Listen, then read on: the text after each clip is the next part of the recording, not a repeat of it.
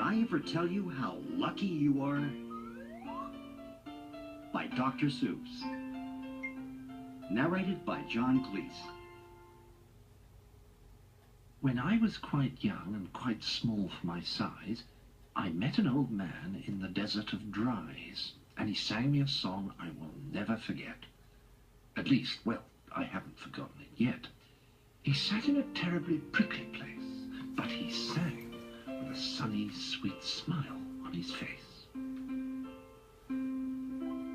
When you think things are bad, when you feel sour and blue, when you start to get mad, you should do what I do.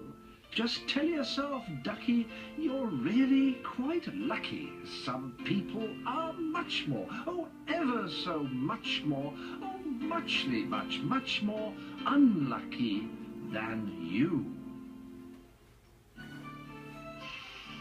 Be glad you don't work on the Bungle Bung Bridge that they're building across Booba Bay at Bum Ridge. It's a troublesome world. All the people who are in it are troubled with troubles almost every minute. You ought to be thankful, a whole heaping lot, for the places and people you're lucky you're not.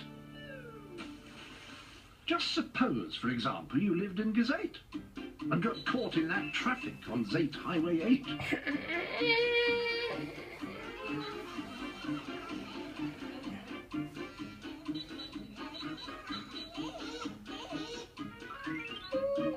Or suppose, just for instance, you lived in Gazette with your bedroom up here and your bathroom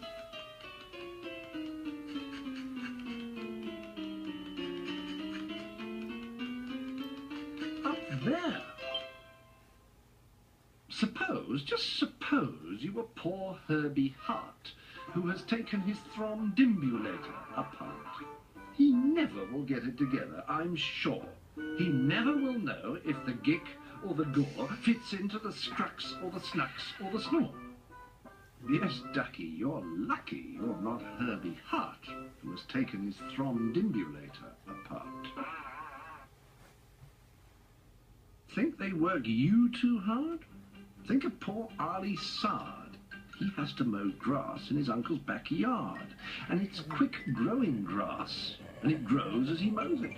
The faster he mows it, the faster he grows it. And all that his stingy old uncle will pay for his shoving that mower around in that hay is the piffulous pay of 2 ducats a day. And Arlie can't live on such piffulous pay. So he has to paint flagpoles on Sundays in grooves. How lucky you are you don't live in his shoes. And poor Mr. Bix. Every morning at 6, poor Mr. Bix has his boffin to fix. It doesn't seem fair. It just doesn't seem right. But his boffin just seems to go slump every night. It slumps in a heap, sadly needing repair. Bix figures it's due to the local night air. It takes him all day to unslump it, and then the night air comes back and it slumps once again. So don't you feel blue. Don't get down in the dumps. You're lucky you don't have a boffin that slumps.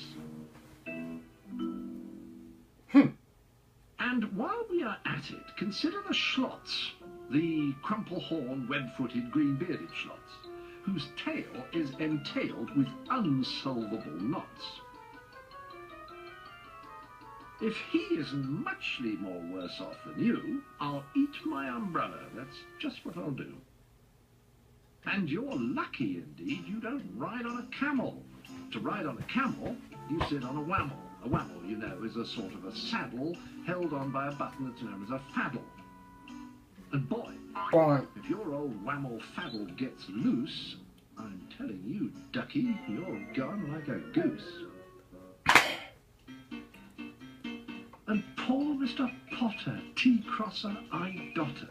He has to cross T's and he has to dot I's in an I and T factory out in Van Nuys. Oh, Oh, the jobs people work at. Out west, near Hotch Hotch, there's a Hotch Hotcher bee watcher. His job is to watch, is to keep both his eyes on the lazy town bee. A bee that is watched will work harder, you see. Well, he watched and he watched, but in spite of his watch, that bee didn't work any harder, not much. So then somebody said, our old bee-watching man just isn't bee-watching as hard as he can. He ought to be watched by another Hotch Hotcher. The thing that we need is a bee-watcher watcher. Well, the bee-watcher watcher watched the bee-watcher. He didn't watch well. So another Hotch Hotcher had to come in as a watcher watcher. And today, all the Hotchers who live in Hotch Hotch are watching on watcher watchering watch. Watching, the watcher is watching that bee. You're not a Hotch Watcher, you're lucky, you see? And how fortunate you're not Professor DeBreeze, who has spent the past 32 years, if you please, trying to teach Irish ducks how to read Givanese. And think of the poor puffing Pooglehorn players who have to parade down the Pooglehorn stairs every morning to wake up the Prince of Poohboken. It's awful how often their poogles get broken. And oh, just suppose you were poor Harry Haddo. Try as he will, he can't make any shadow. He thinks that perhaps something's wrong with his gears, and I think that, by golly, there probably is. And the Brothers Bazoo, the poor Brothers Bazoo. Suppose your hair grew like theirs happened to do. You think you're unlucky? I'm telling you, Ducky, some people are muchly, oh, ever so muchly more unlucky than you. And suppose that you lived in that forest in France, where the average young person just hasn't a chance to escape from the perilous pants-eating plants.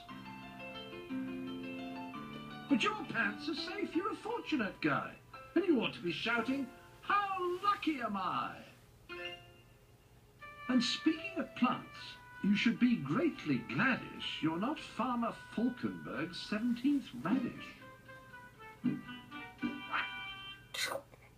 And you're so lucky you're not Gucky Gown, who lives by himself 90 miles out of town in the ruins of Ronk.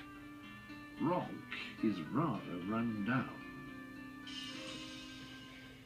And you're so lucky you're not a left sock left behind, by mistake, in the caverns of Croc. Thank goodness for all of the things you are not. Thank goodness you're not something someone forgot and left all alone in some punkerish place like a rusty tin coat hanger hanging in space. That's why I say, Ducky, don't grumble, don't stew. Some critters are much, oh, ever so much more unlucky than you.